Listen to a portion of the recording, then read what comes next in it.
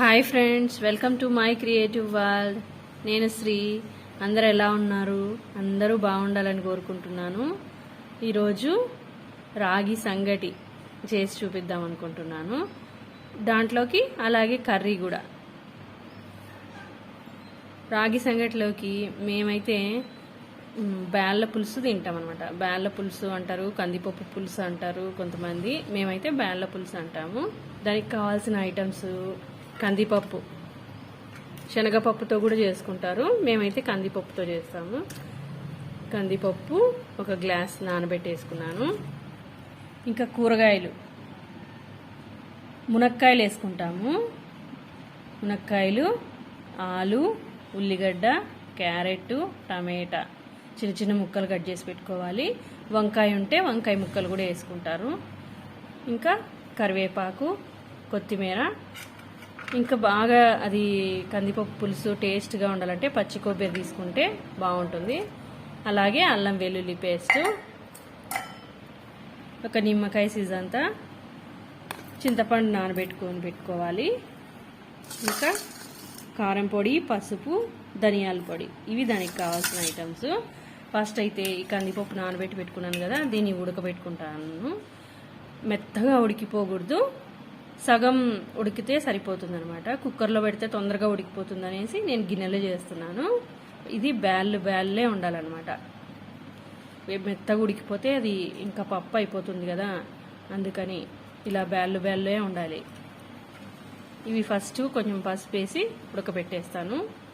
తర్వాత సగం ఉడికే ముందర ఈ కూరగాయలన్నీ వేసి ఉడికిచ్చేస్తాను. కూర ప్రిపేర్ అయిన తర్వాత సంగటి చేసి చూపిస్తాను. అంతలోపు ఒక గ్లాస్ బియ్యం, మేమైతే ముడి బియ్యం వాడుతున్నాను. ఒక గ్లాస్ ముడి బియ్యం తీసుకొని దాన్ని నానబెట్టేస్తాను. 4 గ్లాసులు నీళ్ళు పోసి. రేషన్ బియ్యం అయినా తీసేసుకోవచ్చు. అవైనా ఒక గ్లాస్ నీళ్ళు పోసి కడిగేసి శుభ్రంగా 4 గ్లాసులు నీళ్ళు పోసి నానబెట్టుకోవాలి. కర్రీ అయిపోయిన తర్వాత అది చూపిస్తా. ఫస్ట్ అయితే కందిపప్పు నీళ్ళు వేసి పొయ్యి మీద పెట్టాను. దాంట్లోకి కొంచెం పసుపు వేద్దాము. అలాగే ఒక చిన్న స్పూను నూనె కూడా వేసేస్తాను. వేసి ప్లేట్ మూసిపెట్టి పొయ్యి మీద పెడతాము. కందిపప్పు అయితే ఉడుకుతూ ఉంది. ఇప్పుడు దాంట్లోకి మునక్కాయలు, క్యారెట్, ఉల్లిగడ్డ, టమాటా ఇవన్నీ వేసేసుకుందాం. కూరగాయలన్నీ వేసేసుకున్నాము. ఒక ఉల్లిగడ్డ అంతా కోసాను కదా, దీంట్లో కొన్ని వేసుకోవాలి, కొన్ని తిరగవాతకు పెట్టుకోవాలి. క్యారెట్ ముక్కలు అన్నీ వేసేసుకోవాలి ఒకేసారి. టమాటా ముక్కలు అన్నీ వేసేస్తాము. కూరగాయలన్నీ వేసేసాను. అలాగే ఆలు ముక్కలు కూడా వేసేసుకుందాము. ఇవన్నీ వేసేసి కొద్దిసేపు ప్లేట్ మూసిపెట్టి ఉడికించుకుందాం. కూరగాయలన్నీ ఉడికేట్టు అన్నీ వేసేసాను. ప్లేట్ మూసిపెట్టేసి కొద్దిసేపు ఉడికించుకుందాము. ఇవి ఉడికేలోపు మనం మసాలా ప్రిపేర్ చేసుకుందాం. దీనికి పచ్చి కొబ్బరి ముక్కలు, కొత్తిమీర, అల్లము, వెల్లుల్లి అన్నీ వేసేసి మిక్సీ వేసేసుకుందాం. మెత్తగా పేస్ట్ చేసేసుకుందాము. కొన్ని నీళ్ళు పోసి. నేను ఆల్రెడీ అల్లం వెల్లుల్లి పేస్ట్ ఉంది కాబట్టి ఇంక ఇవి మటుకే వేసేస్తున్నాను. ఇది మిక్సీ వేసిన తర్వాత అవి ఉడికిన తర్వాత చూపిస్తాను. కూరగాయలు అయితే ఉడికిపోయాయి. ఇంత అయితే సరిపోతుంది. ఇంకో సైడు నేను గిన్నె వేడి చేసుకుంటున్నాను. 4 స్పూన్ల ఆయిల్ వేసేసుకొని తిరుగుబాత వేసుకుందాము. ఇలా 4 స్పూన్ల ఆయిల్ వేసేసాను. ఇప్పుడు దాంట్లోకి ఆవాలు, జీలకర్ర వేసేద్దాం. ఆవాలు, జీలకర్ర.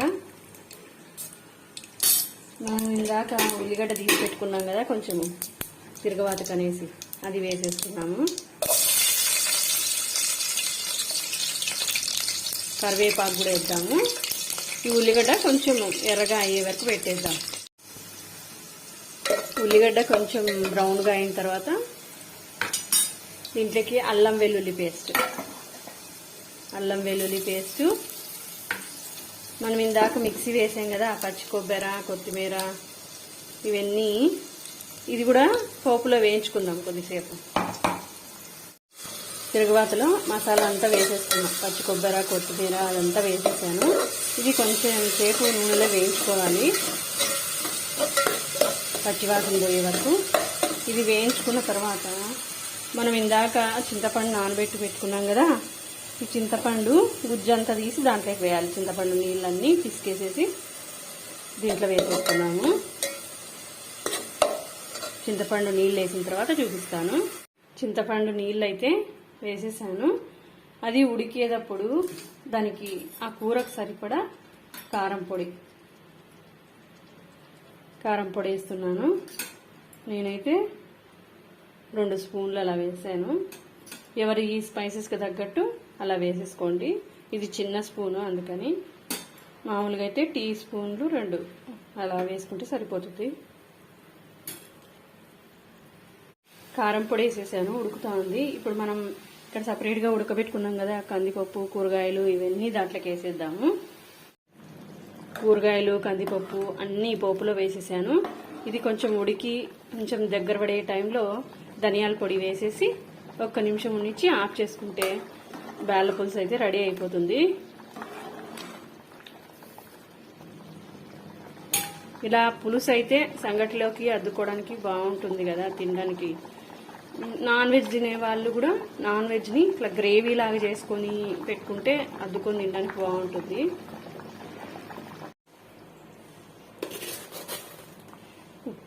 ఈ కూరకు సరిపడా ఉప్పు వేస్తున్నాను.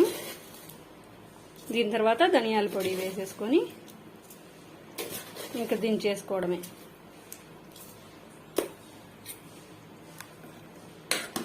కూరకు సరిపడా ఉప్పు వేసేసుకొని కలుపుకొని కొద్దిసేపు పెట్టి ధనియాల పొడి వేసేద్దాం. బేళ్ళ పులుసు అయితే రెడీ అయింది. ఇంకా ఆఫ్ చేసేసుకోవచ్చు.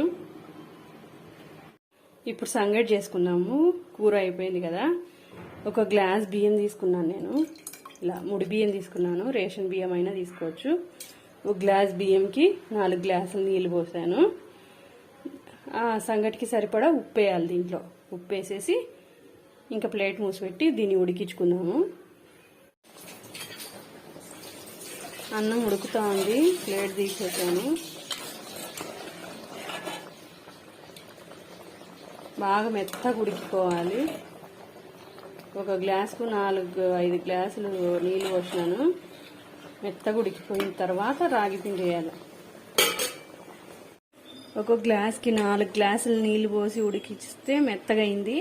అయితే నీళ్ళన్నీ అయిపోయాయి కాబట్టి మళ్ళీ నేను 2 గ్లాసుల నీళ్లు పక్కన వేడి చేసి దీంట్లోకి పోస్తున్నాను. అట్లా ఎప్పుడైనా నీళ్లు తక్కువ అయినాయి అనిపిస్తే గనక వేడి నీళ్ళు గాంచేసి దీంట్లోకి పోసేయచ్చు, అడ్జస్ట్ చేసుకోవచ్చు. అట్లా లేకుండా ముందే 5-6 గ్లాసులు ఎక్కువ పోసేసుకొని చాలాసేపు ఉడికించుకున్నా కూడా పర్వాలేదన్నమాట. ఇప్పుడైతే కొన్ని వేడి నీళ్ళు పోస్తాను నేను. కొన్ని వేడి నీళ్ళు పోసేసాను. చూడండి గింజ బాగా మెత్తగా ఉడికిపోయింది. కొన్ని నీళ్ళు ఉన్నప్పుడు ఇంక ఇలా సరిపోతుంది. ఈమైన నీళ్ళు ఉన్నప్పుడు ఇంట్లోకి మనకి ఎంత సంగటి కావాలనుకుంటే అంత. నేను 1 కప్పు సంగటి 1 కప్పు రాగి పిండి వేస్తున్నాను. 1 కప్పు రాగి పిండి వేసేసి ఒక సైడ్కి వేసేసాను. ఇంక ఇలా సిమ్లో పెట్టేసి ఆ పిండి అంతా కొంచెం ఉడికినట్టు అయ్యే వరకు మగ్గే వరకు ప్లేట్ మూసి పెడతాను. సిమ్లో పెట్టేసి ప్లేట్ మూసి పెట్టాను. ఒక 2-3 నిమిషాల తర్వాత ఆఫ్ చేసేసుకొని చూపిస్తాను. ఇదైతే ఉడుకుతా ఉంది. చూద్దాము. ఇలా ఇంకొద్దిసేపు పెడితే మగ్గుతుంది. అంతలోపు మనము దాన్ని మెత్తగా రుబ్బుకోవడానికి ఈ కట్టె రెడీ చేసుకుందాం. దీన్ని తెడ్డు కట్టె అంటారు. ఈ కట్టె తెడ్డు కట్టె అంటారు. దీంతో సంగటిని రుబ్బితే కనుక మెత్తగా అవుతుంది అనమాట. పప్పును మనం ఎట్లా రుబ్బేస్తామో సంగటిని కూడా అట్లా రుబ్బేసుకొని ఇష్టం ఉండే వాళ్ళు వంటలు చేసి పెట్టుకోవచ్చు, లేదంటే అట్లే మామూలుగా అన్నం పెట్టుకున్నట్టు పెట్టేసుకోవచ్చు. ఆఫ్ చేశాను. ఇంక ఇలా కాలుతూ ఉంటుంది, జాగ్రత్తగా డీల్ చేసుకొని బట్టతో అట్లా పట్టేసుకొని దీన్ని ఇలా అనాలి, వంటలు లేకోకుండా రుబ్బుకోవాలి. అన్నం మెతుకంతా మెత్తగా అయ్యేటట్టు రుబ్బుకోవాలి. ఇలా గుండుగా ఉండే గిన్నె తీసుకుంటే రుబ్బడానికి ఈజీగా ఉంటుంది. సంగటి అయితే రెడీ అయిపోయింది. ఇలా రాగి పిండి అంతా లేకోకుండా ఇలా రుబ్బేసుకోవాలి. ఒక కప్పు తీసేసుకొని, వేడిగా ఉంటుంది కాబట్టి ఇలా తీసేసుకొని